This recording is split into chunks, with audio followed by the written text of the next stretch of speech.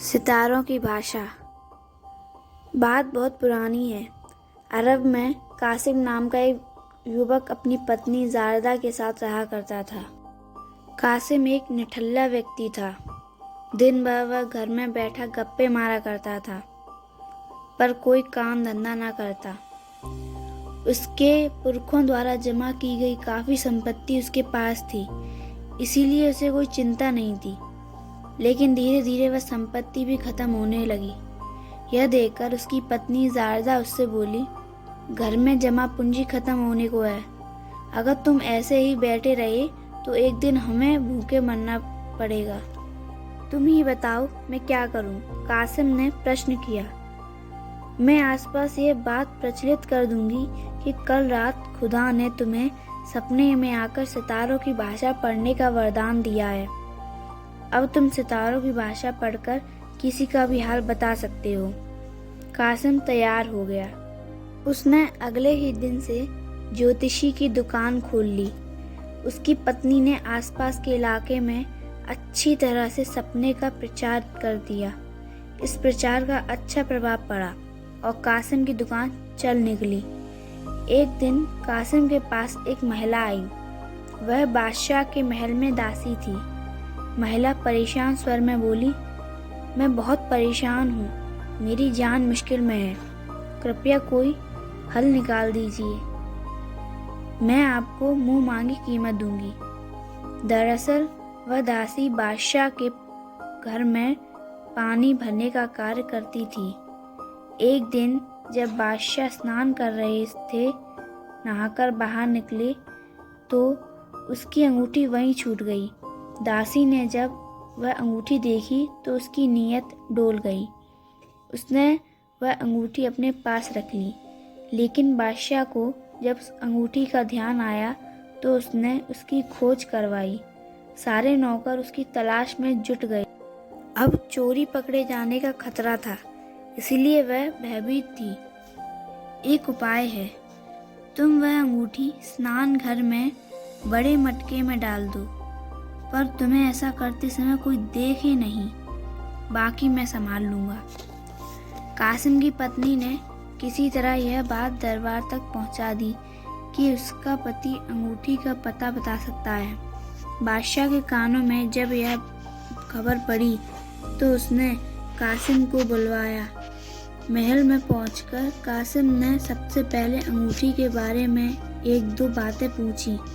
फिर कुछ सोचने का दिखावा करता हुआ आसमान की तरफ देखने लगा। अचानक वह बोल पड़ा, पता चल गया आली जहां, सितारों की भाषा स्पष्ट कह रही है कि आपकी अंगूठी स्नान घर के बड़े मटके में है। नौकरों ने जब देखा तो अंगूठी सचमुच वहीं थी। यह देखकर बादशाह बहुत खुश हुआ। उसने कासिम को ढेर सारा इनाम दिया और उसे अपना राज ज्योतिषी नियुक्त कर लिया। अभी कासिम को राज ज्योतिषी बने हुए कुछ ही दिन हुए थे कि राजमहल में चोरी हो गई। सैनिकों ने चारों तरफ बहुत खोजा, पर वे उसमें सफल न हो सके। अंत में कासिम को बुलाया गया और उससे चोर तथा चोरी का सामान पता लगाने को कहा गया। अब तो कासिम के होश उड़ गए। पूरा दिन सोचने में निकल गया और रात होने को आई। कासिम जोरों से बड़बड़ाया, बोला, लो 4 में से 1 जा रहा है। संयोग से महल में से खजाना चुराने वालों की संख्या 4 ही थी और उनमें से एक चोर उस समय कासिम के घर के सामने से गुजर रहा था।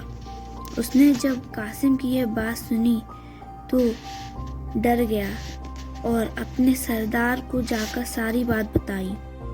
चोरों का सरदार भी कासिम को अन्य लोगों की तरह बहुत बड़ा जोशी समझता था। उसे विश्वास हो गया था कि कासिम को हमारे बारे में मालूम हो गया है। अंत में वह अपने साथियों के साथ रात में ही कासिम के घर जा पहुंचा और कासिम को हाथ जोड़कर दीनता भरे स्वरों से बोला, अब आपको जब सब कुछ पता ही है तो उसे क्या छुपाना। हमारी ही मती मारी गई थी, जो हम लोगों ने महल में चोरी की, लेकिन अब तो हमारी जान आपके हाथ में है। हम लोगों ने सारा धन शमशान में पीपल के पेड़ के नीचे छुपा रखा है। अगले दिन कासिम दरबार में पहुंचकर बोला, आली जहां, मैंने सितारों की भाषा पढ़कर यह मालूम कर लिया है कि चोरी किया गया धन शमशान वाले पीपल के नीचे है, लेकिन सितारे यह नहीं चाहते हैं कि चोरों को सज़ा दी जाए। कोई बात नहीं, हमें तो अपने धन से मतलब है, बादशाह ने प्रसन्न होकर कहा। उसने फौरन सिपाहियों को शमशान की ओर दौड़ा दिया। सचमुच खजाना वहीं था। सैनिकों ने थोड़ी ही देर में उसे ले जाकर बादशाह के सामने रख दिया। यह देखकर बादशाह बहुत खुश हुआ और उसने कासिम को ढेर सारा इनाम दिया। भला बकरे की माँ कब तक खैर मनाएगी? एक ना एक दिन तो उसकी सामत आनी ही है। एक दिन की बात है, बादशाह शहर को गया हुआ था। उसके साथ कासिम व अन्य दरबारी भी थे। अचानक बादशाह ने अपनी मुट्ठी कासिम के आगे कर दी और पूछा, बताओ कासिम, मेरी मुट्ठी में क्या है? अब तो कासिम की नानी मर गई। उसे कुछ समझ में नहीं आया कि वह क्या करे। ऐसे में उसे अपनी पत्नी पर गुस्सा आया और बोल पड़ा, ज़ारदा ज़ारदा पकड़ा गया। पुरानी अरबी भाषा में ज़ारदा का अर्थ होता था टिड्डा। सचमुच में बादशाह की मुट्ठी में टिड्डा ही था। वह सही बात जानकर बहुत खुश हुआ और कासिम को अपनी मोतियों की माला इनाम में दे दी। शाम को जब कासिम अपने घर लौटा तो अपनी पत्नी से सारी बात बताई। अंत में वह बोला, आज तो मैं फंसते फंसते बचा, पर अब ज़्यादा दिनों तक नहीं चल सकता। अगर किसी दिन फंस गया तो सीधे गर्दन उड़ जाएगी। ज़्यादा को समझने में देर न लगी। तुरंत ही उसने दिमाग में एक विचार आया। वह बोली, ठीक है, आप कल ही बादशाह से कह दीजिए कि खुदा ने आपको जो ताकत स्वप्न में दी थी उसे उन्होंने वापस ले ली है। इसीलिए अब आप सितारों की भाषा नहीं समझ सकते। कासिम को यह बात पसंद आई। उसने ऐसा ही किया, लेकिन बादशाह यह सुनकर बहुत दुखी हुआ। किंतु वह कासिम से इतना प्रभावित था कि कासिम की सारी सुविधाएं बनी रहने दी और उसे हर महीने तनख्वाह भी देता रहा। इस प्रकार कासिम को सभी झंझटों से मुक्ति मिल गई और वह मज़े से रहने लगा।